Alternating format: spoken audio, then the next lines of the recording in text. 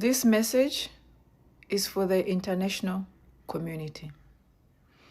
Today, December 9, 2025, there were supposed to be big protests in Tanzania. These protests did not exactly happen, and the world and the international community need to understand why. In the last protest, the October 29th, 2025 protest, after the people were threatened by the government, they did come out, the police came out and warned people, if you protest, you'll be shot. We are going to beat you. We are going to do all these things. They did threaten the citizens very vividly that they are going to commit violence against them and even kill them. But no one really believed they could be that evil. So the people took to the streets to fight for free and fair elections after the ruling party, after Samia Suluhu decided she wants to be the only viable candidate in the election. She jailed the main opposition party leader, gave him a fake treason case. She also banned another candidate from the second largest opposition party from participating. Essentially, effectively, she remained the only candidate. This happened after 4 years of the worst leadership Tanzanians have ever seen. Why am I saying that? The port of our main port, the port of Tanzania, was sold to the UAE in broad daylight, and the people could not do anything. The people of Tanzania, in the last couple of years, have lost their right to elect their president, to elect their parliament, to elect the ruling party. They have lost, like, their votes do not count anymore. Right now, it's pretty much the government that puts itself in power. And other than that, Tanzanians also experience the worst corruption and misuse of public funds.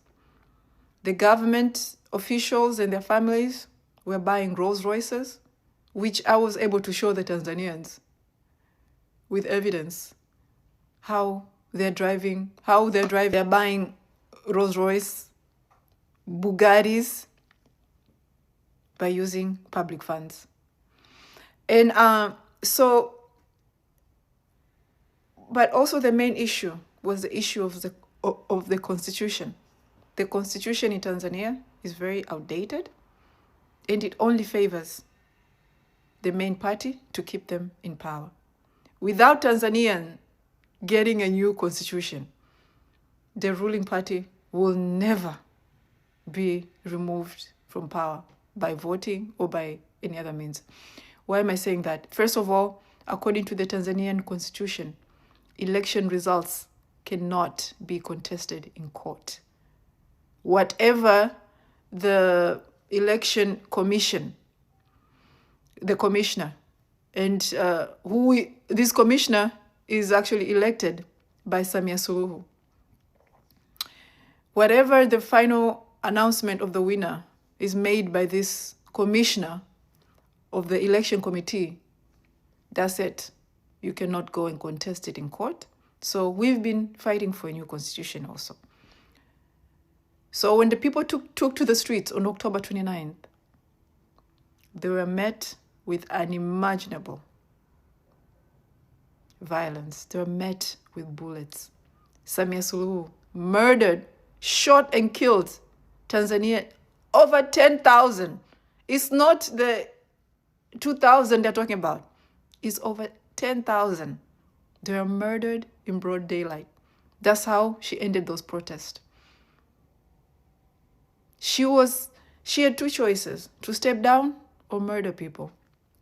She chose to murder over 10,000 people to stay in power. This current government in Tanzania chose to kill their citizens who were unarmed, didn't even have knives, nothing. They shot them. And the world needs to understand how brutal these killings were. The police were shooting people on the head and the chest because they wanted to kill in order to send a message. Samia wanted to send a message. Do not question me. Do not protest. If you do, I will kill you all. And the world needs to understand that the majority of the people that were killed during the October 29th election protest were not even the actual protesters that were on the streets. The police were going house to house, home to home, pulling out the males from the homes and shooting them in the head. The day that Tanzanians are no longer living in fear, and world journalists and media houses are able to go into Tanzania and speak to the people of Tanzania, they will tell you these horror stories that I'm telling you right now. Samia Suluhu was sending police into people's homes, and they were pulling out the males, the young males, and shooting them in the head just to send a message of fear. This is what happened when Tanzanians tried to fight for their rights. This is what happened to them. And the world is just watching, issuing statements, but that is not enough. That is not enough. The Tanzanians now need help. We need your help. We're going to keep fighting. But there's only so much fight we can do against people who are coming at us with machine guns, with AK-47s. They're coming at us with all these military standard weapons, and we have nothing. We have nothing. The people of Tanzanians don't own guns, don't own nothing. We have nothing. So we need help. We need help to be able to remove this illegitimate. We need help so that Tanzania can get justice. We need help so Tanzania can get a new constitution. We need help so Tanzania can get everlasting peace. Because without removing this government from power, Tanzania will not experience peace, because this government has murdered over 10,000 of us. So there's no citizen that can go back to normal life. People want justice, and justice means removing Samia Suluhu from power. And we're going to need help. We're going to need international help. Just issuing statement is not going to do it. There has to be a plan. I don't know what is the job of the African Union, of the job of SADC. You know, I just don't know.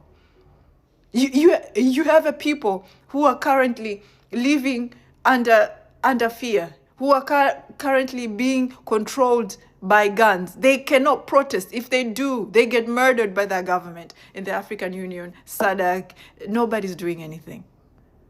Nobody's doing anything. We need your help. We need your help. We're going to fight as much as we can, but we also need the world to help us. And I need the international community to understand this, right? The only way Samia Suluhu can stay in power right now is by bribing people, bribing these powerful. Only thing Samia Suluhu is counting on right now in order to stay in power is support from powerful nations in the world. And she's trying to buy that support now by bribing these nations with our natural resources. I would like to ask the international community not to agree to be bribed and to stand on the right side of history, to stand with the nation of Tanzania, with the people of Tanzania, and help them get justice and help them get their freedom back. Because right now, the truth is, Tanzanians are living under fear. Tanzanians are living under control by guns. They are being controlled by guns. We need your help.